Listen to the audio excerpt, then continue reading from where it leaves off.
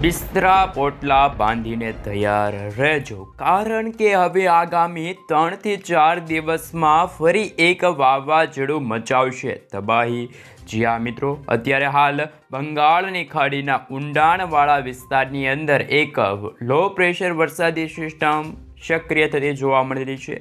નવા એધાણો અત્યારે જોવા મળી રહ્યા છે વરસાદને લઈને, અને મોસમની અંદર અત્યારે મોટા ચેન્જીસ થતા જોવા મળી રહ્યા છે, જેના કારણે મિત્રો તમે જોઈ શકો છો અરબ સાગરથી લઈને બંગાળની ખાડીના તમામ વિસ્તારોની અંદર અત્યારે વાદળોના ઝુંડ અત્યારે ઘેરાતા જોવા મળી રહ્યા છે.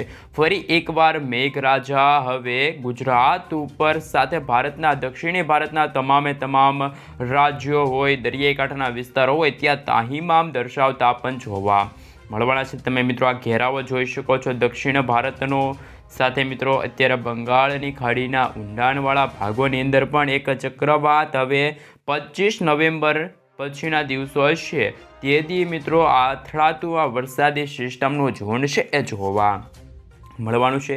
ખાસ કરીને મિત્રો 25 થી લઈને 29 નવેમ્બર દરમિયાન એવી આગાહી કરવામાં આવી છે કે એક ચક્રવાત સ્વરૂપે, એક વાવાઝોડા સ્વરૂપે આ વરસાદી સિસ્ટમ છે એ અત્યારે ભર શિયાળે દક્ષિણી ભારતના ભાગો હોય, આ સાથે શ્રીલંકા લાગુના વિસ્તાર છે, મદુરાઈ લાગુના વિસ્તાર છે, તિરુપતિ લાગુના વિસ્તાર, પુડુચેરી, ચેન્નઈ, બેંગલુરુ, બેંગલવી લાગુના વિસ્તાર, આમ તો મિત્રો આ દક્ષિણી ભારતના તમામ અરબ સાગર અને બંગાળની ખાડીને અડીને આવેલા જે આ ભાગ છે તમે જોઈ શકો છો. આ અરબ સાગરનો ભાગ છે ને આ બંગાળની ખાડીનો આ તમામ વિસ્તારોની અંદર ફરી એકવાર મેઘરાજા પણ ત્યાં વીજળીના ચમકારા સાથે તીવ્ર થંડરસ્ટોર્મ એક્ટિવિટીના ભાગરૂપી આબ ફાટતું હોય, વાદળો ફાટતા હોય તે રીતનું મિત્ર છે એ અત્યારે હાલ હવામાન જોવા મળી રહ્યું છે. હવામાન નિષ્ણાત અંબાલાલ પટેલ સાથે પરેશ ગોસ્વામી દ્વારા પણ હાલ મિત્રો વાવાઝોડા બનવાને લઈને અત્યારે આગાહી દર્શાવવામાં આવી રહી છે. આ વાવાઝોડાના કારણે ત્યાં ખાસ કરીને માછીમારોને પણ માછીમારી ન કરવા માટે સૂચના આપી દેવામાં આવી છે.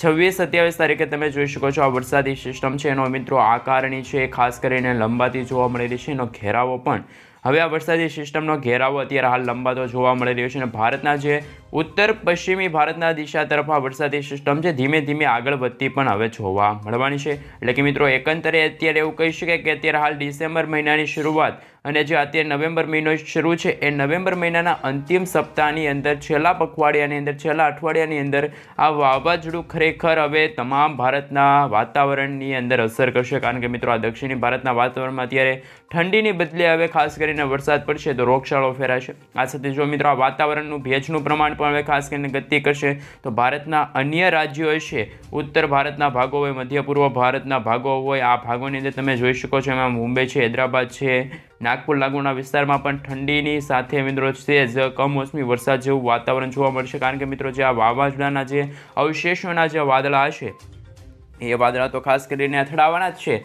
તો એ રીતની મિત્રો ખાસ કરીને વરસાદની આકારણી પણ જોવા મળી રહી છે. મિત્રો અહીંયા વાત પૂરી નથી થતી, સાથે હજુ પણ એક નાનકડી વરસાદી લો પ્રેશર છે એ 29-30 તારીખના રોજ પણ અત્યારે આ ઊંડાણવાળો ભાગ છે, અરબ સાગરનો જે દરિયાઈ કાંઠાના ભાગ છે ત્યાં અત્યારે નવી લો પ્રેશર સિસ્ટમ છે એ પણ અત્યારે બનતી જોવા મળી છે. તો એમને લઈને ખાસ કરીને મિત્રો એ શક્યતા અત્યારે ખૂબ ઓછી છે કે ભારતના દરિયાઈ કાંઠાના વિસ્તારો સુધી આવી શકે, પરંતુ અત્યારે જે મિત્રો અત્યારે માહોલ જોવા મળી રહ્યો છે, આ વાતાવરણ અત્યારે બગડતું જોવા મળી રહ્યું છે, રોગચાળો પણ ફેલાતો જોવા મળી રહ્યો છે, શરદી, ઉધરસ, તાવ જેવા મિત્રો અત્યારે રોગો પણ ફેલાઈ રહ્યા છે. એટલે કે મિત્રો જે વાતાવરણીય અસ્થિરતા છે તમે જોઈ શકો છો 30 નવેમ્બરના રોજ ખાસ કરીને મિત્રો જે અરબ સાગરના જે દરિયાના ભાગ છે ત્યાં પણ મિત્રો અત્યારે ઠંડીની સાથે આ વાદળ છાયું વાતાવરણ અત્યારે જોવા મળી રહ્યું છે. વાદળોના ઘેરાવા પણ અત્યારે મજબૂત તાહીમામ દર્શાવતા જોવા મળી રહી છે. ગુજરાતનું વાતાવરણ મિત્રો હવે જાણીશું કે ગુજરાતના વાતાવરણમાં શું વિપરીત અસર થશે.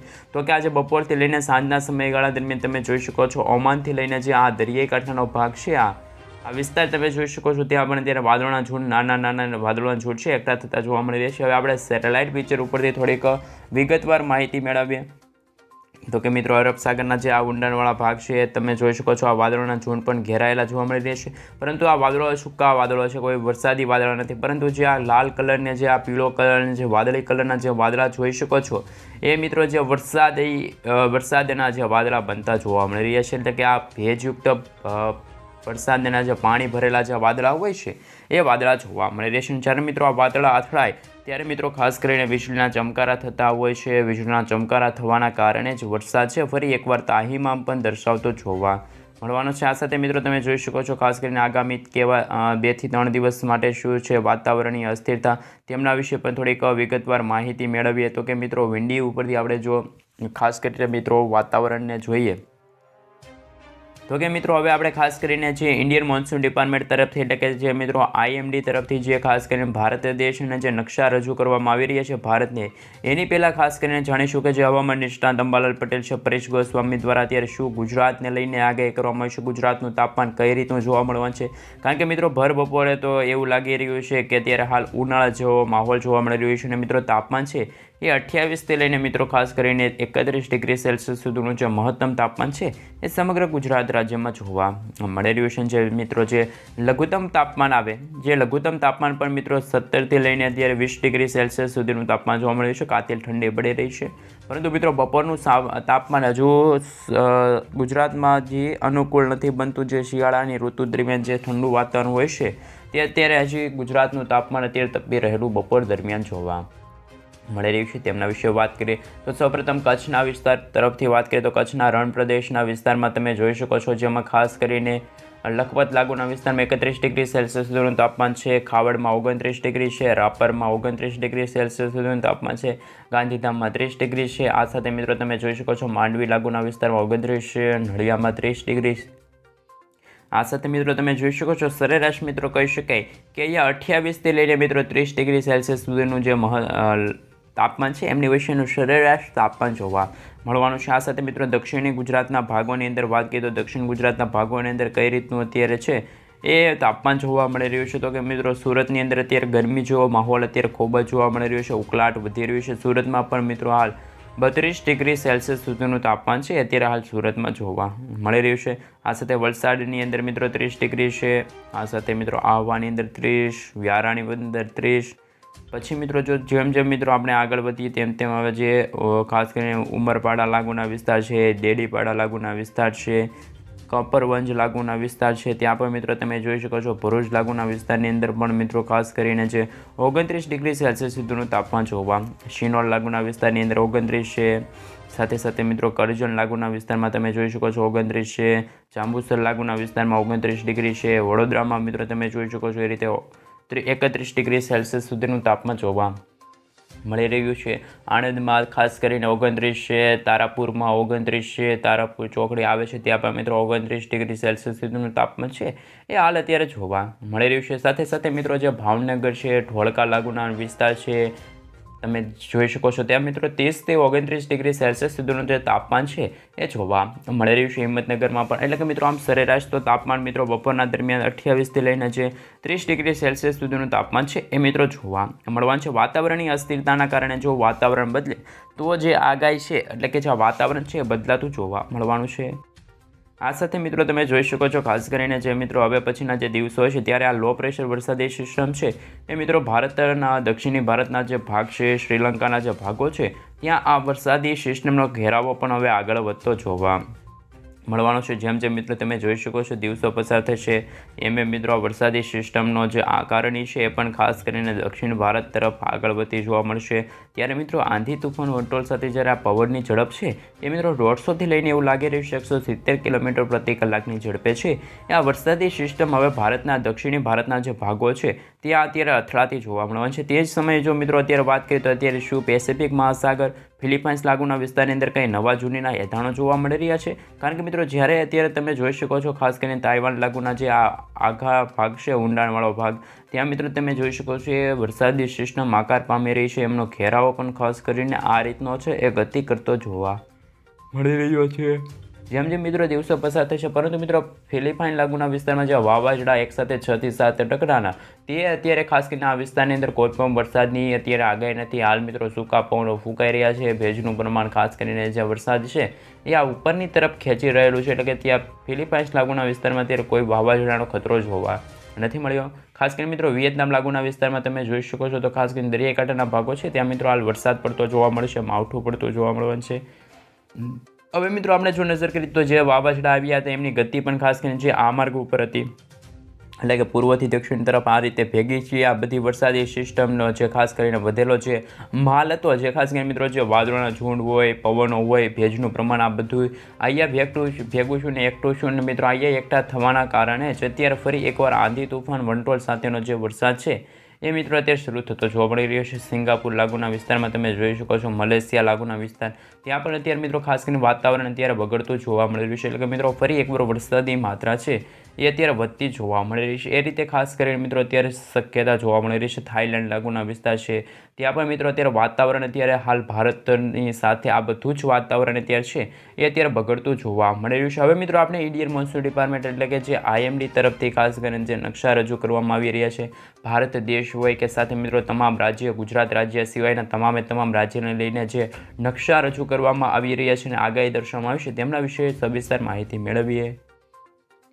સૌપ્રથમ તો મિત્રો તમે જોઈ શકો છો આજે 22મી નવેમ્બર અને મિત્રો આજે વાર થયો છે શુક્રવાર, પરંતુ અત્યારે કોઈ પણ વરસાદની સંભાવના છે એ આપણા ગુજરાત રાજ્યમાં નથી જોવા મળી રહી. ગુજરાતના પાડોશી રાજ્ય હોય ત્યાં પણ મિત્રો કોઈ ઠંડી પડવાને લઈને કોઈ પણ અત્યારે શક્યતા છે એ અત્યારે દર્શાવવામાં નથી આવી રહી. તમે જોઈ શકો છો ખાસ કરીને આ ભાગ છે, ખાસ કરીને આ ભાગોની અંદર તમે જોઈ શકો છો એ રીતે વરસાદી સિસ્ટમનો ઘેરાવો છે અત્યારે હાલ અહીંયા ઠંડી પડવાની માત્રા વધતી જોવા મળેલી છે. સાથે જે વરસાદની માત્રા છે ખાસ કરીને અસમ લાગુના વિસ્તાર છે, ખાસ કરીને મિત્રો તમે આ મેઘાલય લાગુના વિસ્તાર જોઈ શકો છો.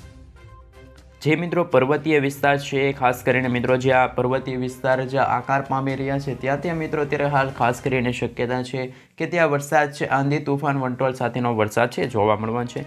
દક્ષિણ ભારતમાં પણ તમે જોઈ શકો છો, દક્ષિણ ભારતના કોઈ પણ એવું રાજ્ય નહીં હોય, કોઈ પણ દરિયાઈ કાંઠાના ભાગ નહીં હોય કે ત્યાં અત્યારે ઇન્ડિયન મોન્સૂન ડિપાર્ટમેન્ટ તરફથી વરસાદ પડવાને લઈને શક્યતા દર્શાવવામાં આવી રહી છે, કોઈ વરસાદ પડશે. પરંતુ મિત્રો જેમ જેમ દિવસો પસાર થશે એટલે કે મિત્રો જે 23 તારીખના રોજ તમે નકશો જોઈ શકો છો, 23 તારીખના રોજ સમગ્ર ભારત દેશમાં મિત્રો કોઈ વરસાદની સંભાવના નથી. પરંતુ મિત્રો ભારતના 3 એવા રાજ્ય છે ત્યાં મિત્રો કાતિલ ઠંડી પડશે, ખાસ કે મિત્રો હાડ થીજાવતી ઠંડી પડવાની પણ અત્યારે હાલ શક્યતા છે. એ મિત્રો અત્યારે ઇન્ડિયન મોન્સૂન ડિપાર્ટમેન્ટ તરફથી એટલે કે IMD તરફથી હાલ રજૂ કરવામાં આવી છે આગાહી.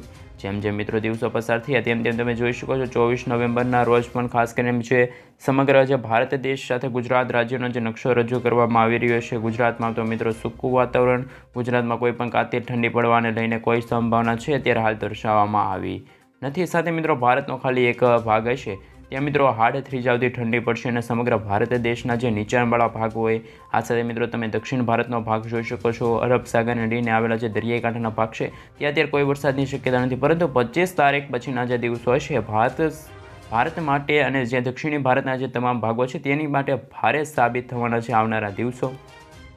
જી હા મિત્રો, આ વરસાદી સિસ્ટમ છે મિત્રો ફરી એકવાર આકાર પામી રહી છે નવેમ્બર મહિનાના અંતિમ સપ્તાહમાં, એટલે કે નવેમ્બર મહિનાની 25 તારીખ પછીના જે દિવસો હશે ત્યાં મિત્રો આ વાવાઝોડું છે મિત્રો તાહિમામ દર્શાવશે.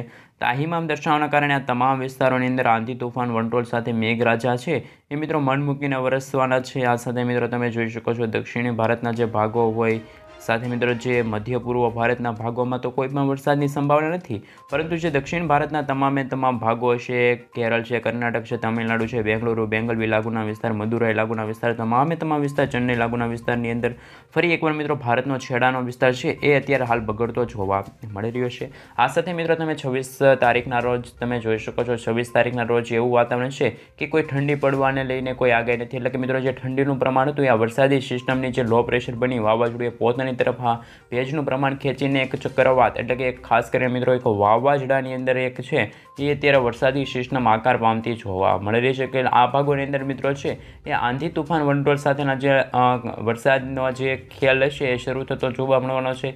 એ રીતની મિત્રો શક્યતા જોવા મળેલી છે. આ તમામ વિસ્તારોની અંદર મિત્રો તમે જોઈ શકો છો જ્યાં પીળા કલરનું જે ખાસ કરીને નિશાન જોવા મળી રહ્યું છે, જે પ્રદેશો જોવા મળી રહ્યા છે ત્યાં યલો એલર્ટની ચેતવણી છે એ મિત્રો અત્યારે ઇન્ડિયન મોન્સૂન ડિપાર્ટમેન્ટ તરફથી હવામાન વિભાગ તરફથી છે જાહેર કરવામાં આવશે.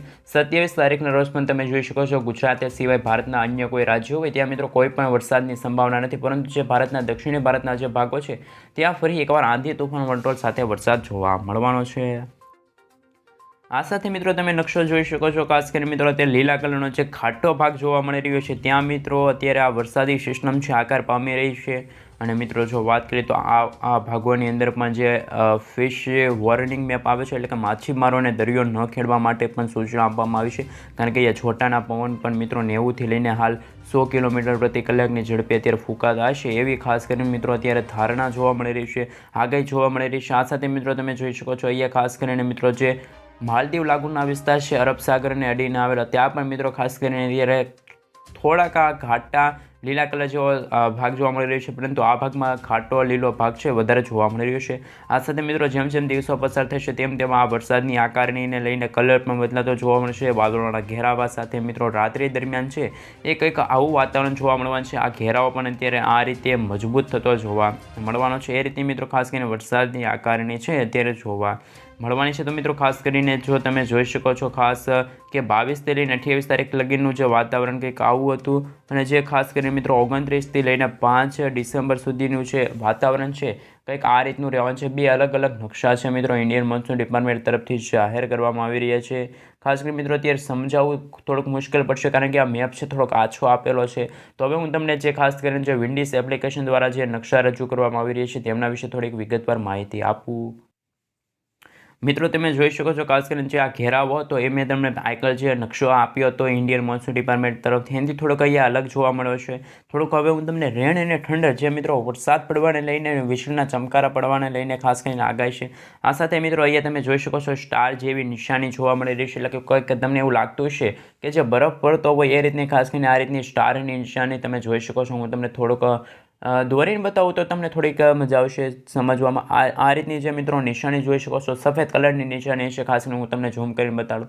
આ તમે જોઈ શકો છો ખાસ કરીને પર્વતીય ભાગો છે ત્યાં મિત્રો હાલ ખાસ કરીને મિત્રો આ હિમવર્ષા પડવાને કારણે આવી છે મિત્રો અત્યારે ચેતવણી છે. અત્યારે હાલ ખાસ કરીને આવી નિશાનીઓ છે એ અત્યારે મેપ તરફથી ખાસ કરીને દર્શાવવામાં આવી રહી છે, એટલે કે એ ભાગોની અંદર કાતિલ ઠંડીની વચ્ચે જે મિત્રો ભારે બરફ એટલે કે મિત્રો જે હિમવર્ષા પડતી હોય, એટલે કે રસ્તા પણ અત્યારે બરફથી ઢંકાતા હોય અને એકદમ ચોખ્ખા બરફો પડતા હોય છે. આકાશમાંથી બરફના જે ખાસ કરીને મિત્રો ઢગલા એટલે ખાસ ગોળા હોય છે ખાસ કરીને પડતા હોય છે, તો ખાસ કરીને સાવચેત રહેવું. પરંતુ આપણે તો વરસાદને લઈને ગુજરાતને લઈને આગાહી હતી, તો શું ગુજરાતમાં ખરેખર ખેડૂતોના પાક નુકસાન થશે?